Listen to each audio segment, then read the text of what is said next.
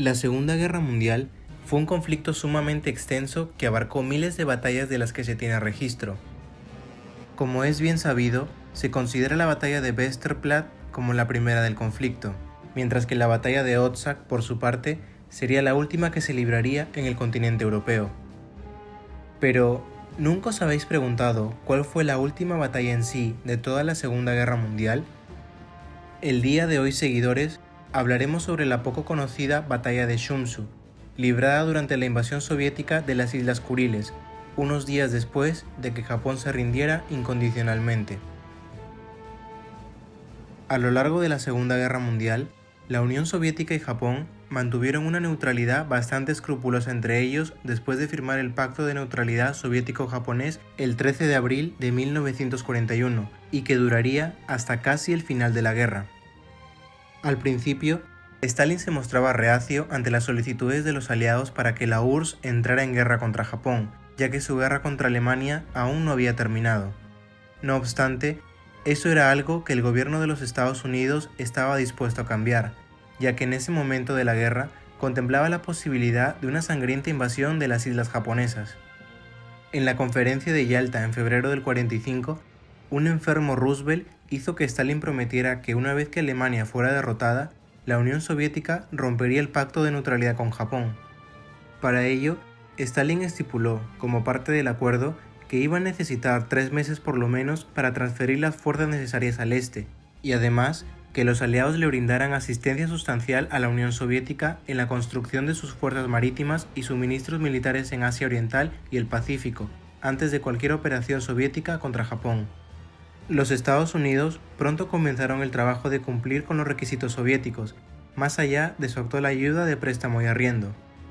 Durante la primavera y verano del 45, los nuevos suministros que los estadounidenses les enviaron a los soviéticos incluyeron la transferencia de más de una docena de tipos de barcos y aviones.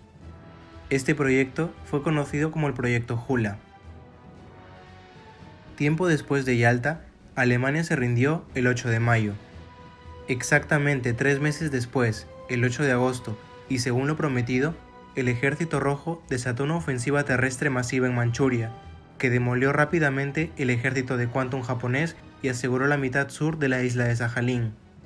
Otro objetivo soviético durante este periodo fue la ocupación de las Islas Kuriles, que, ubicadas entre el extremo sur de la península de Kamchatka y el extremo noreste de la isla de Hokkaido, controlaban el acceso al mar de Okhotsk. Por su parte, y aturdido por lo que había pasado en Hiroshima, Nagasaki y Manchuria, el emperador, a través de su mensaje radial al pueblo, anunció el 15 de agosto que Japón estaba listo para rendirse e instruyó a las tropas del ejército imperial a que cesaran las operaciones militares ofensivas y solo dispararan en defensa propia.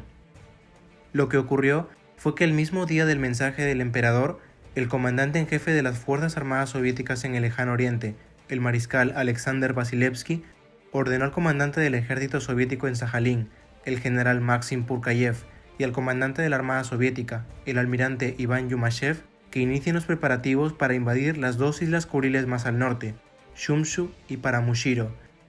Las fuerzas soviéticas primero debían desembarcar en Shumshu y una vez tomada esta, hacer lo mismo con Paramushiro.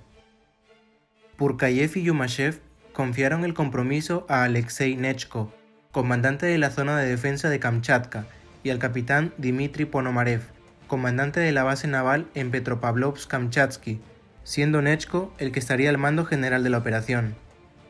Nechko y Ponomarev recibieron la orden de reunir una fuerza de asalto de las fuerzas disponibles localmente en la península de Kamchatka y desembarcar en Shumshu dentro de las 48 horas siguientes. Al final, la única fuerza disponible para la operación era la 101 División de Fusileros, compuesta por unos 8.800 hombres. Por su parte, la Armada Soviética logró reunir 62 barcos para poder transportar a las tropas a Shumshu. Cabe mencionar que los soviéticos no disponían de tanques ni buques de guerra importantes para comprometerse con la operación, pero gozaban de una ventaja en la artillería y morteros. En el otro lado del estrecho, las fuerzas que había del ejército imperial japonés en las Kuriles lo componían hombres de la 91 División de Infantería, lideradas por el teniente general Fusaki Tsutsumi, con cerca de 8.500 soldados en Shumshu y otros 15.000 más en Paramushiro. Cabe mencionar que estas guarniciones podían reforzarse mutuamente si era necesario, debido a la cercanía de ambas islas. A pesar de que los informes de inteligencia soviéticos indicaban que las tropas japonesas en Shumshu estaban desmoralizadas a causa del mensaje radial del emperador el día 15, Nechko creía, aún así, que la ventaja japonesa en números podría poner en peligro la operación. Además, el mal tiempo en la zona limitaba la capacidad de los aviones soviéticos para un reconocimiento preliminar y tampoco podrían proporcionar apoyo aéreo para el desembarco, pero se encargarían de atacar la base naval de Paramushiro para así interceptar los refuerzos japoneses que quisieran llegar a Shumshu. Nechko también temía que su fuerza careciera de suficiente artillería y apoyo naval para el desembarco inicial, ya que los barcos soviéticos tenían pocos cañones grandes para contrarrestar la artillería costera japonesa.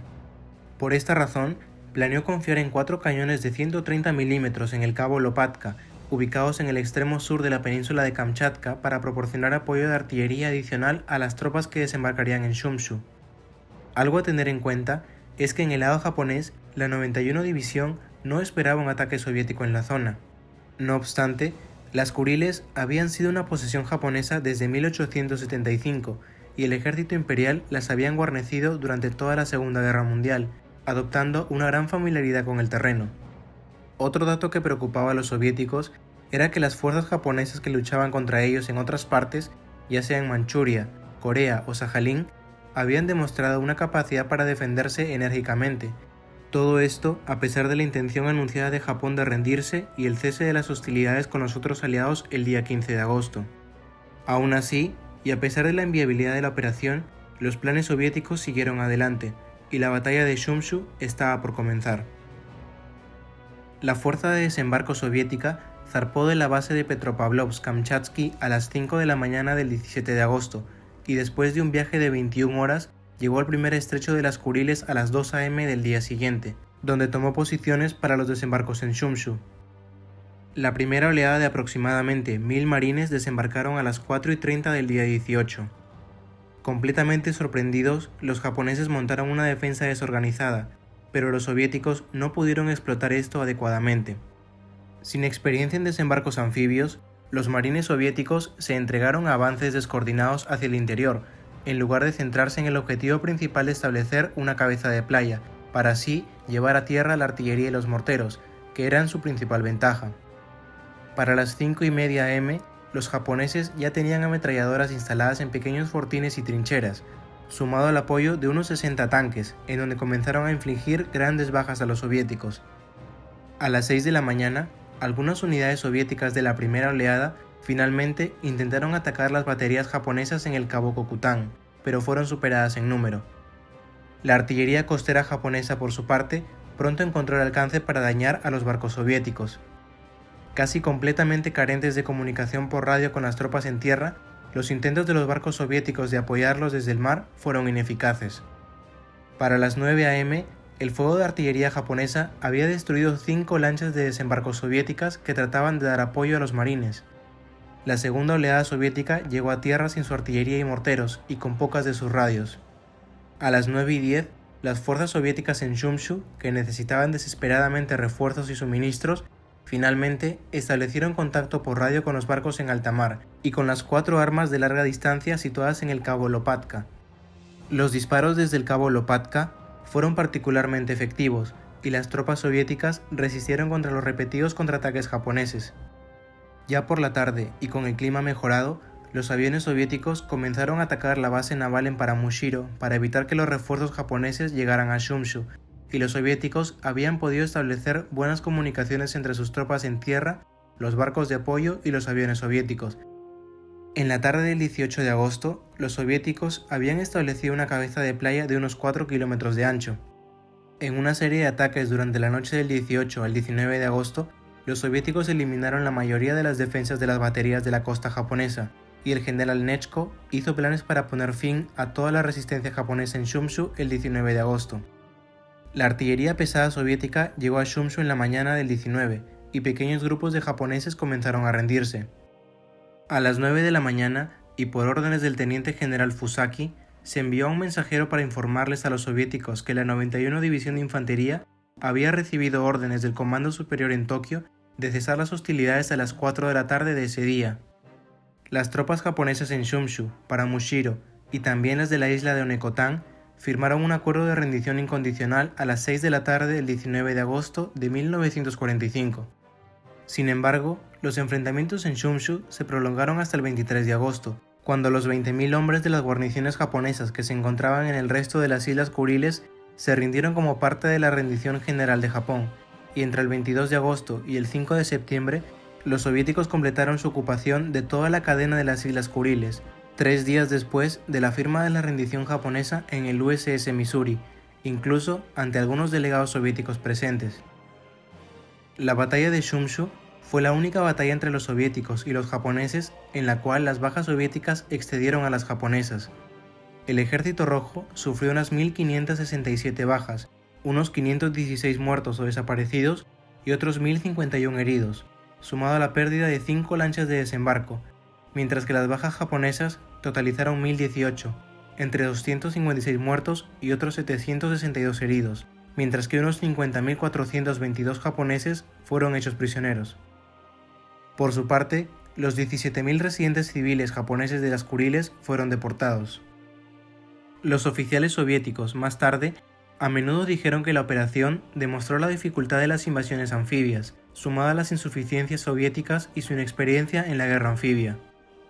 Como un dato curioso, y en mi opinión, altamente relevante para la historia, es que tanto Nechko como Ponomarev citaron su experiencia en Shumshu como una gran razón para que el alto mando soviético no tomara la decisión de invadir la isla de Hokkaido, una de las 4 islas más importantes de Japón.